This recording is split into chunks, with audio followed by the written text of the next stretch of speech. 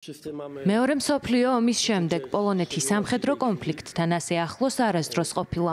ამბობს პოლონეთის პრემიერი დონალდ ტუსკი მას შემდეგ, რაც პოლონეთის საჰაერო სივრცეში დრონები შეიჭრა. პოლონეთმა ჩრდილოატლანტიკური ხელშეკრულების მეოთხე პუნქტის ამოქმედება მოითხოვა.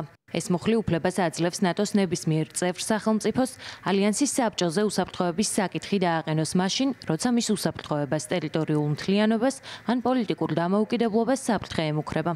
დონალდ ტუსკი ამბობს, რომ მეოთხე მუხლის ამოქმედება მხოლოდ დასაწყისია და რომ პოლონეთი მოკავშირეებისგან გაცილებით დიდ მხარდაჭერას ელის. დღეს საჭიროა ძალიან მკაფიო და ხმამაღლა ვუთხრათ მთელ დასავლურ სამყაროს, ჩვენს ყველა მოკავშირეს. ნატოს მეოთხე მუხლი მხოლოდ შესავალია გაღრმავებული თანამშრომლობისკენ, ჩვენი ცისა და საზღვრების, ნატოს საზღვრების უსაფრთხოების დაცვის მიზნით.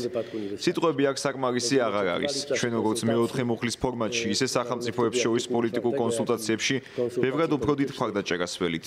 ეს არ არის მხოლოდ ჩვენი და არც მხოლოდ უკრაინელების ომი. ეს არის ომი, დაპირისპირება, რომელიც რუსეთმა მთელ თავისუფლ მსოფლიოს გამოუცხადა. ამის გაცნობიერება ყველამ უნდა დაიწყოს.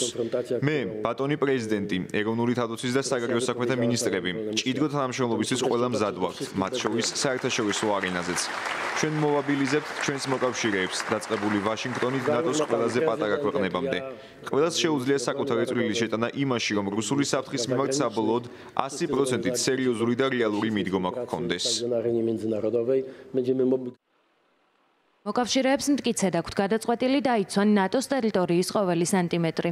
ასეთია ჩრდილოატლანტიკური საბჭოს პოზიცია.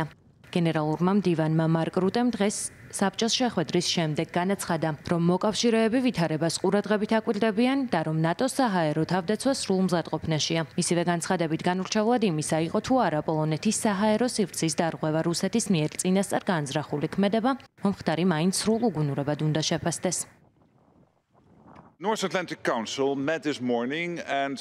ჩრდილოატლანტიკური საბჭო დღეს დილით შეიკრიბა და განიხილა ვითარება ვაშინგტონის ხელშეკრულების მეოთხე მუხლის შესაბამისად, პოლონეთის მიერ კონსულტაციების ჩატარების მოთხოვნის გათვალისწინებით. მოკავშირეებმა სოლიდარობა გამოუცხადეს პოლონეთს და დაგმეს რუსეთის უგუნური ქმედება. მიმდინარეობს ინციდენტის სრული შეფასება.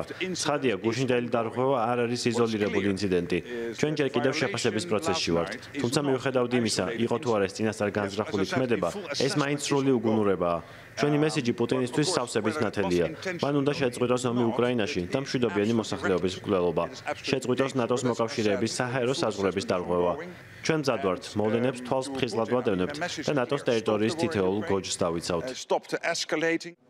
პოლონეთის საჰაერო სივრცის დარღვევას აფასებენ ბრიუსელშიც. ევროპარლამენტის პრეზიდენტი რობერტა მეცოლა მომხდარს თავდასხმას უწოდებს და ხაზგასმით აღნიშნავს, რომ პოლონეთს თავდაცვის სრული უფლება აქვს. პოლონეთს აქვს თავდაცვის უფლება. ჩვენ ჯერ კიდევ ვაკვირდებით მომხდარს და ვიკვლევთ რა მოხდა. როგორი რეაგირება შეიძლება გქონდეს ამ თავდასხმაზე მე და ევროკავშირს? ევროკავშირი რჩება ერთიანი. პოლონეთი არის არა მხოლოდ ევროკავშირის, არამედ ნატოს წევრი სახელმწიფოც. აქ დგება არა მარტო ჩვენი საერთო თავდაცვის უნარიანობისა და უსაფრთხოების საკითხი, არამედ ისიც, თუ რამდენად შეგვიძლია მსგავს თავდასხმებზე რეაგირებისთვის მზადყოფნა უზრუნველყოთ. პოლონეთის საჰაერო სივრცეში დრონების შეღწევის და ჩამოგდების შემდეგ ბელარუსის არმიის სარდლობამაც განაცხადა, რომ გუშინ ღამით უპილოტო საფრენი აპარატები ბელარუსშიც ჩამოაგდეს. თუმცა მინსკში არ უთქვამთ, ვის დრონებზეა საუბარი.